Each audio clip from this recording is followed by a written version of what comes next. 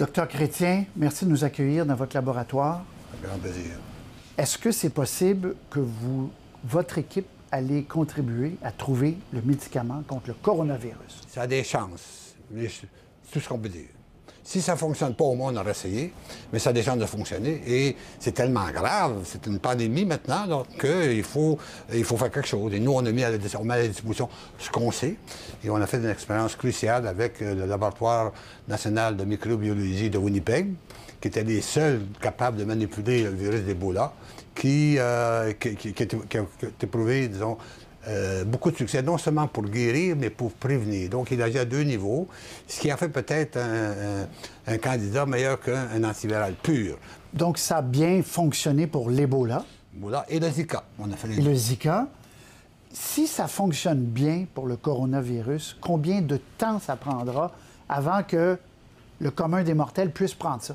Le hasard fait quand on a publié nos résultats, une compagnie pharmaceutique, petite compagnie pharmaceutique de Suisse, qui vend des médicaments de comptoir, dont la quercétine, avait fait tout le travail, disons, de préparer de la quercétine à haute dose et l'a fait approuver par les FDA américains.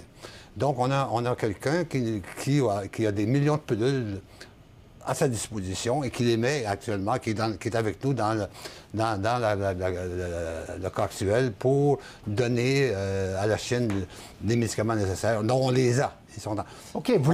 Les pilules existent, ont été produites. Oui. Donc, est-ce que vous partez avec des caisses de pilules vers la Chine? C'est ça. Ce soir, on va décider, ce midi, on a une conférence téléphonique avec nos collègues de Suisse, de la compagnie, pour lui demander le nombre de comprimés suffisants pour faire un essai clinique sur un total de 1000 malades, qui va demander... À Wuhan? À Wuhan, qui va demander à peu près 120 000 comprimés. C'est 4 par jour par patient. Et normalement, on devrait être capable de les livrer d'ici une semaine. Et vous y allez? Vous allez vous rendre là? Ou... Peut-être pas, mais avec les moyens modernes de communication, on va établir ici une salle de communication permanente par vidéo pour être en contact 24 heures par jour avec les Chinois parce que les résultats vont nous être rapportés tous les jours. Et si ça fonctionne, si d'ici quelques semaines, on voit des effets bénéfiques, la petite entreprise pharmaceutique va pouvoir vendre ça sur la planète ou quoi? C'est ça. Non, au début, donner ça pour les malades atteints du coronavirus. Ne pas oublier l'Ebola au Congo où on est impliqué aussi.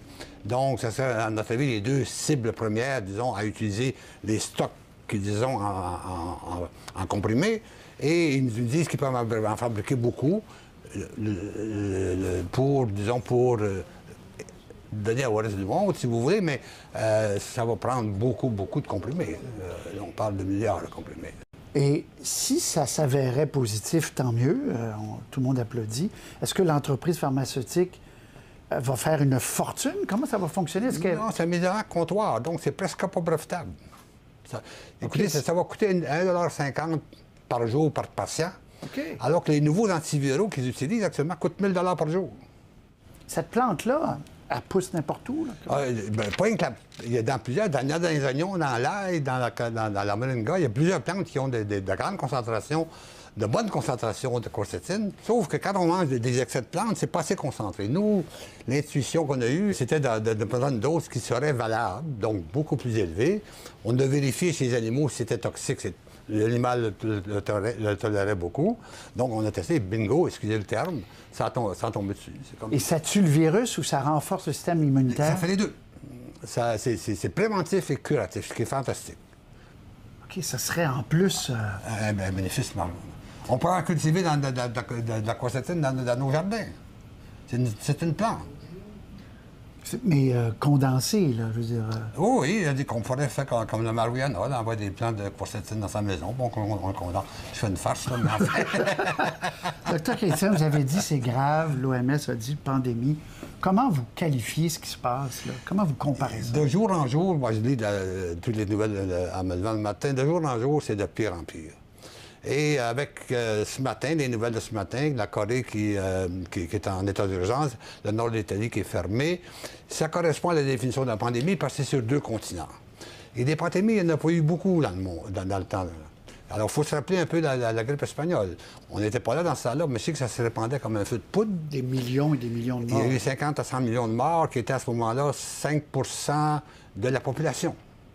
Est-ce que les Chinois, en terminant, Dr Chrétien, collaborent bien, sont ouverts, vous ouvrent les portes? Je veux dire, incroyable. on est loin de la politique.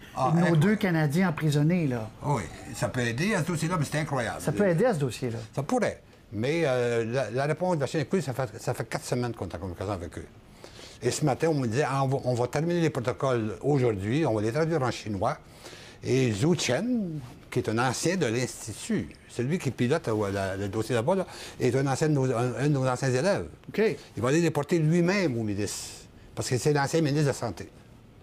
Donc, notre collaborateur là-bas, qui n'est pas un virologue, mais qui est un chercheur sur les cancers, sur les leucémies, a mis la main à la pâte et dit, on vous invite, mais on s'occupe de vous. Et à tous les 24 heures, ils font des gestes incroyables que je n'aurais jamais cru. En 4 semaines, ils ont réglé le problème pour 1 milliard de personnes.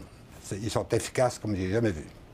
C'est incroyable. Donc, la filière de l'Institut pourrait faire en sorte que...